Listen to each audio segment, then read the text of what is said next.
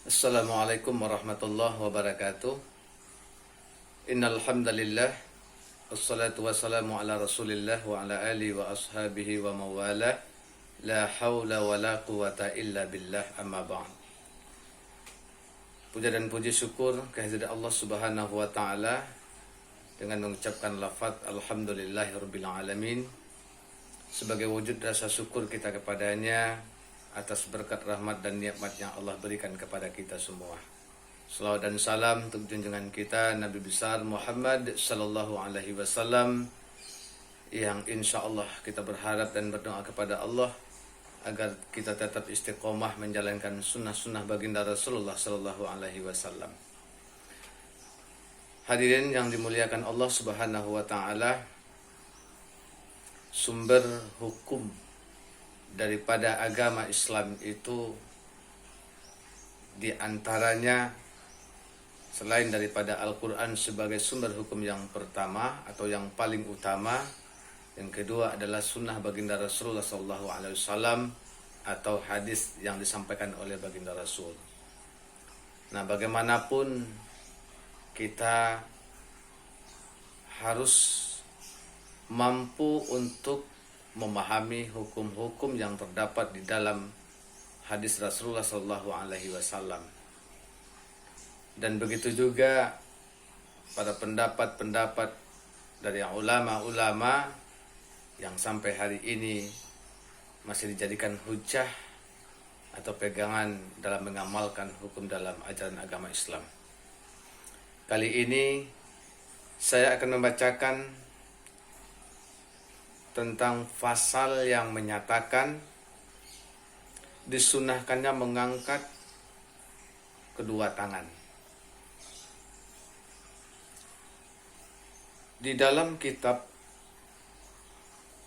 Safinatun Najah dikatakan yusannu raf'ul yadaini fi arba'ati mawadhi'.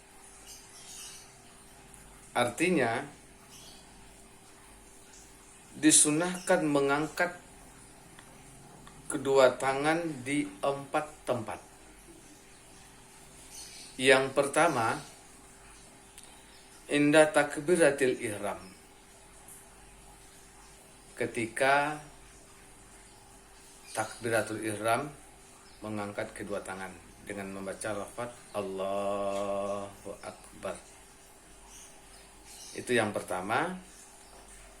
Yang kedua, indar ruku'. Ketika ruku' di dalam sujud, kita juga mengangkat tangan. Yang ketiga, indal i'tidal. Setelah bangkit kita dari ruku', juga kita mengangkat kedua tangan. Dan yang keempat, indal qiyami min tasyahhudil awal. Nah, artinya ketika kita setelah tasyahud awal kita bangkit berdiri kembali untuk melanjutkan rakaat yang kedua. Ini ada 4 tempat kita disunahkan untuk mengangkat kedua tangan. Kemudian yang kedua saya ingin menyampaikan juga tentang fasal sujud. Ada 7. Dikatakan di dalam kitab ini, kitab Safinatun Najah, dikatakan syurutus sujudis sab'ah. Artinya syarat sujud itu ada 7, sab'ah, ada 7. Yang pertama, an yasjuda ala sab'ati a'dha'i. Tempat yang pertama, sujud di 7 anggota sujud. Ya, sujud di 7 anggota sujud. 7 daripada anggota sujud itu mungkin dari telapak tangan ya, menempel telapak tangan kita. Kemudian ada dahi, apa ini namanya, jidat kita. Kemudian juga hidung kita, tangan, lutut, dan jari-jari kaki. Itu menempel semuanya. Yang kedua, antakuna jabhataha maksufah. Nah, yang kedua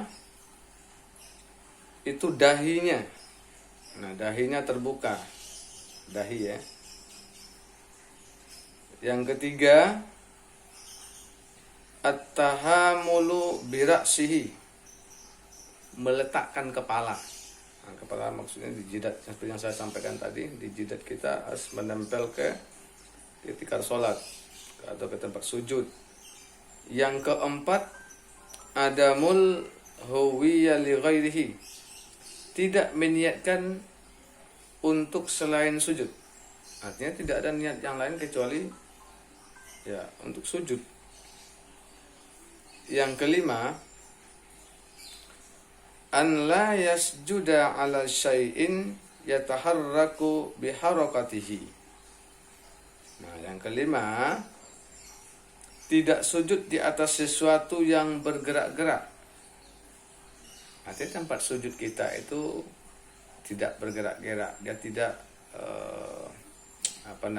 dia menetap dan menempel di tempat sujud. Kita punya tikar sholat umpamanya. Nah, tikar sholat kita itu tidak bergerak. Nah, kalau ada nanti tikar yang bergerak di hadapan kita, lalu kita sujud di situ, maka dikhawatirkan batal sujud kita.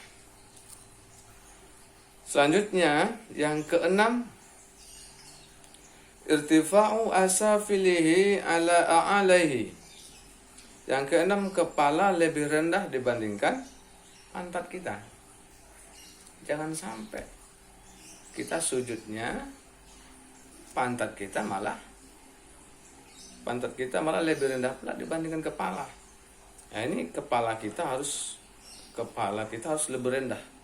Nah, ini kepala kita di sini, pantat kita di atas. Jadi biar posisi mungkin begini ya. Nah, kepala kita harus menunduk ke bawah dan jidat kita menempel di tikar sholat kita. Jadi tidak boleh pantat kita lebih rendah dibandingkan kepala. Itu bukan sujud namanya. Nah, inilah 6 syarat sujud. Ada 7. Yang terakhir nih adalah tumakninatun fihi. Artinya tumakninah itu ada jeda.